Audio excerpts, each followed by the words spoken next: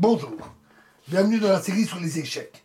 Donc, nous continuons sur la valeur des pièces et nous allons encore voir ici un exemple de sacrifice de qualité à caractère positionnel pour améliorer la position. Une partie entre Domnitz et Bachmann qui s'est jouée à Zlatania en 1973. Donc c'est E4, E5, cavalier F3, cavalier C6, fou B5, A6, donc c'est l'espagnol, hein, fou A4, D6, C3, fou D7, D4, cavalier E7, fou, fou B3,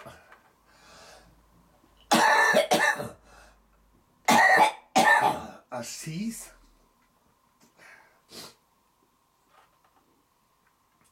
cavalier D2, cavalier G6, cavalier C4, fou E7, D prend E5, D prend E5, cavalier E3, fou G5. Alors ça, c'est un coup intéressant. C'est une idée stratégique assez connue.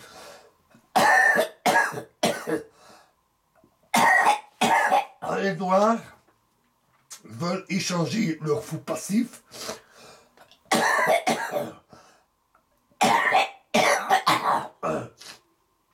passif parce qu'il est gêné par son propre pion.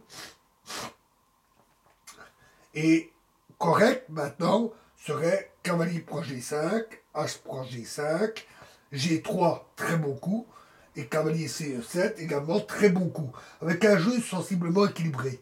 Mais les noirs ont roqué, ça c'est une erreur d'ouverture. Fou prend E3, fou prend E3, dame F6, avec maintenant surtout la menace fou G4,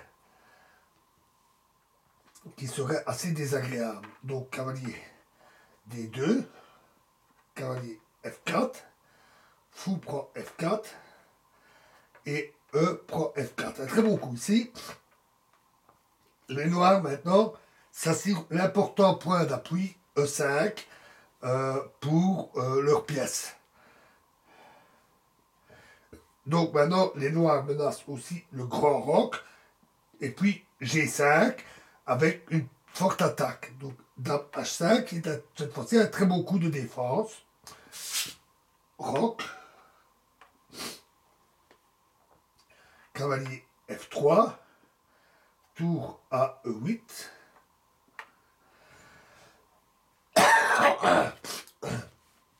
Alors ici, le plus précis aurait été tour A en D1. Et après fou C8, ça serait alors tour F E1, cavalier E5, un très bon coup, cavalier prend E5, tour prend E5, dame F3 et tour F en E8 avec une position noire nettement meilleure, mais il n'est pas du tout évident qu'il pourrait gagner avec une défense précise de la part des blancs. Donc, remettons les pièces.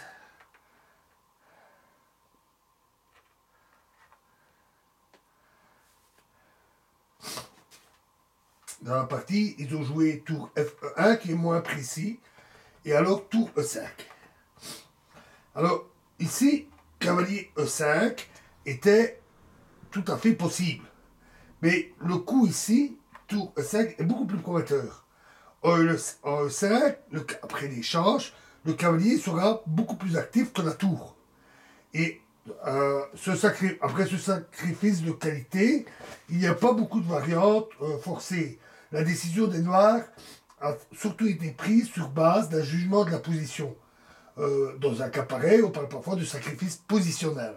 Donc, le cavalier, l'échange, la tour vient, où elle n'a pas beaucoup de perspective, alors qu'au contraire, le cavalier, après l'échange, en aura beaucoup.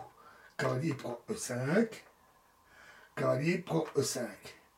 Avec maintenant la menace fou G4 avec capture de la dame. Et F3 ni H3 ne part la menace parce qu'après F3 c'est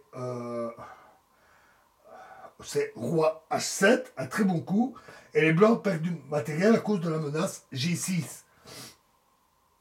Et après H3, le mieux est également roi H7, suivi de G6. Cela repousse la dame.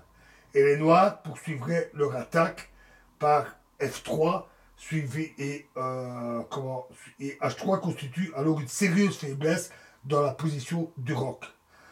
La seule variante forcée que les noirs devaient calculer avant le sacrifice de qualité était dame D1, F3, avec deux menaces, dame G6, bien entendu, et F prend G2, suivi de fou G4. Alors maintenant, F prend G3 ne marche pas, car tour G3, pardon.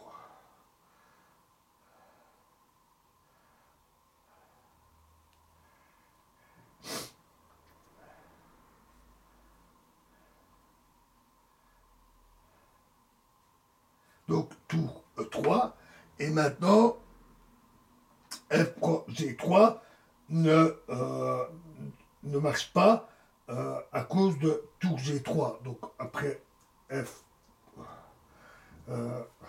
donc ne marche pas. Mais après F prend.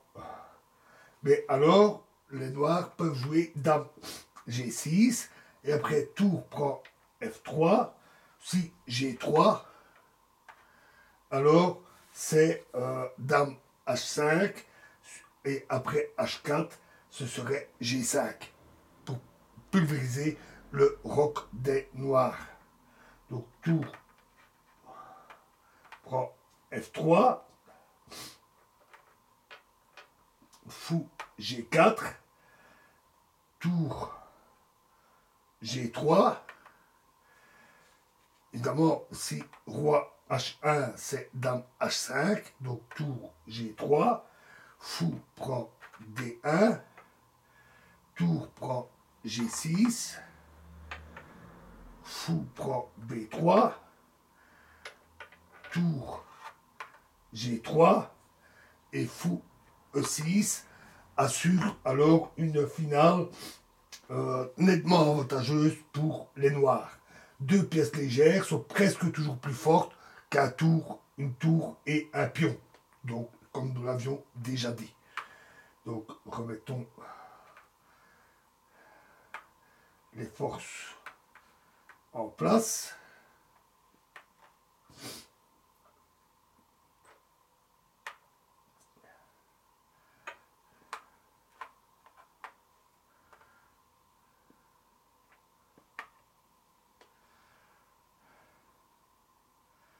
Donc après, tour E5, bien sûr, cavalier prend E5, cavalier prend E5.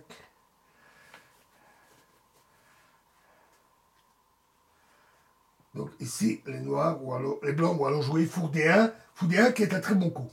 Alors tour D8, également très bon.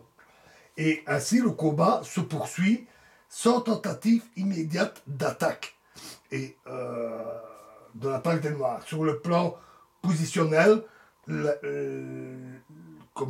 position reste très forte avec une menace de pénétrer la tour en D2. Alors, les blancs n'ont pas aperçu la principale menace et ils ont perdu rapidement. Correct aurait été le repli dame E2. Après quoi, toutes les tentatives d'en finir immédiatement échouent. Je vous laisse réfléchir, voir éventuellement les variantes. Donc après dame E2, les noirs doivent jouer plus tranquillement, essayer de renforcer petit à petit leur position. Par exemple, avec fou B5, et après dame C2, c'est fou D3, dame B3, dame C6, par exemple. Ou bien après donc fou B5, si F3, alors dame E3. Et après fou H3, ce serait G3, puis G5, qui serait un très beau coup.